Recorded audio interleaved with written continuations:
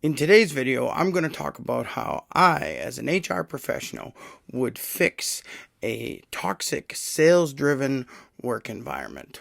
The characteristics of a sales-driven work environment would be a real heavy focus on quotas. Get it done. You got this number, you got to get it done.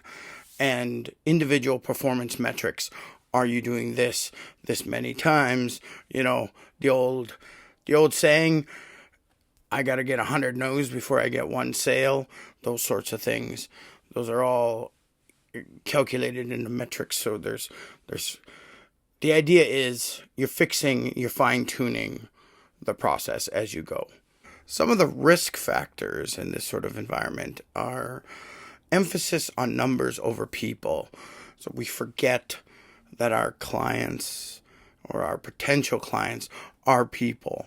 We forget that our coworkers are people and not other machines to compete with. Another risk factor is tolerance for cutthroat behaviors. So in these environments, it's okay to be the best, do better, and step on everyone who gets in your way in order for you to get to your personal quota and to get your goals achieved, even if nobody else in the organization gets theirs. The final risk factor is high turnover. So this is a mentally exhausting job. Like I say, you're getting 100 no's, 200 no's, and you need to learn to deal with that before you get an actual sale. So it can be very demoralizing. If the environment is toxic, added to this just sales pressure, you're going to quit. You're going to move on to an easier sales job. So this is the process I'm going to use to do this. I'll go through each one. It's about 7 steps. And the first one is I like to come with some sort of quick win. And in this particular case, I'm thinking group bonuses. Because right now in the sales environment like this, it's me. I got to get my quotas. I got to make my sales. Everybody else get out of my way. Don't bother me. I got secrets. This is my secret way of getting sales and things like that. I would create group bonuses. The group bonus structure is set up so that teams or the whole organization has to achieve before bonuses are given. If you're a big enough organization, I would say 3 levels of bonus. You're still going to get your personal bonus, but it's going to be less than what you were previously paying. Then you're going to have individual team bonuses. So if you're a large organization, you might have a couple teams. You might have 10 sales teams. And each sales team is maybe 5 to 8 salespeople altogether. So thinking about the size of your organization, how many teams can you put together?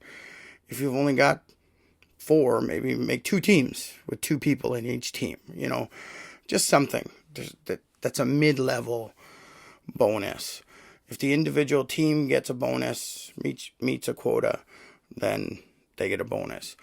And then you have the organization bonus. So if you have 50 salespeople and as a group you achieve the sales goal for the month, then everybody gets an extra bonus. So if you have it set up on these different levels, individual teams will get rewarded for doing a good job, and individual people will get rewarded for doing a good job. And when the whole organization excels, then everybody gets that extra bonus. Now, I'm not just trying to encourage extra pay or a different pay structure for the fun of it. The idea is that now individual sales people and sales team benefit from helping cross-training, getting the sales managers of each team or the sales team leads to share what's working for them to grow the whole organization.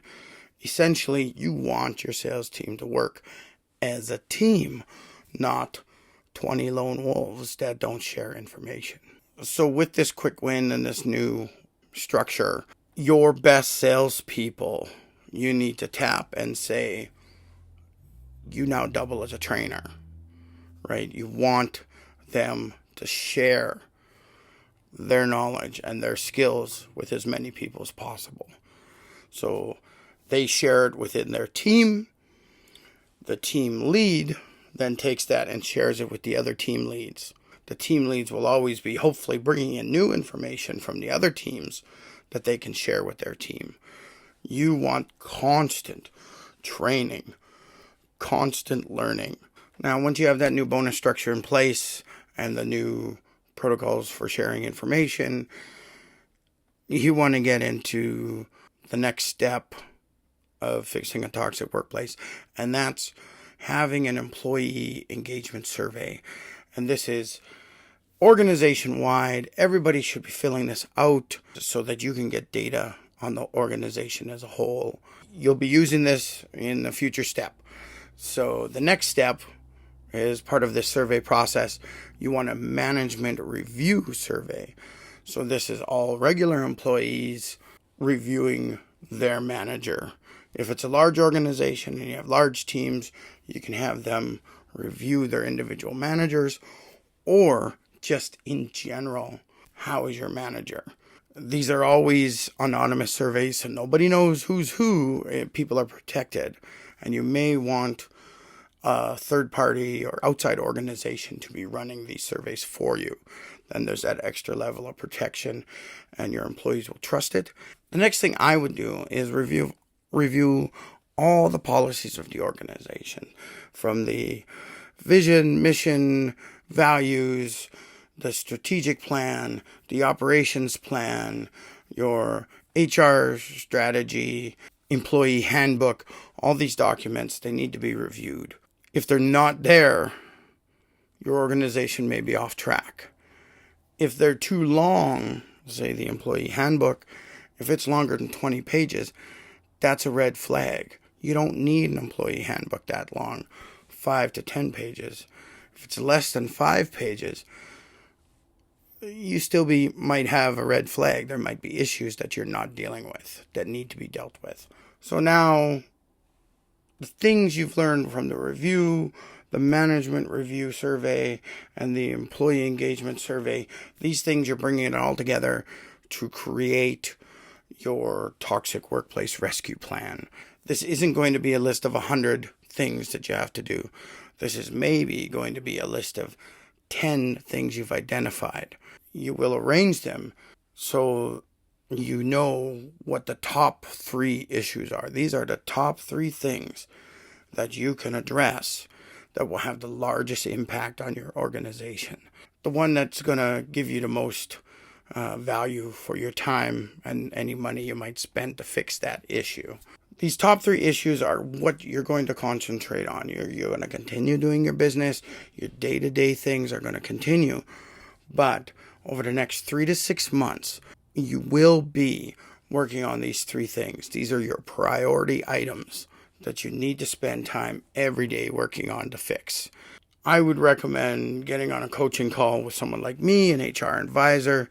Get on that weekly call so they're going to help you implement this plan, not physically, but to brainstorm ideas, help you just figure out how you're supposed to do this stuff.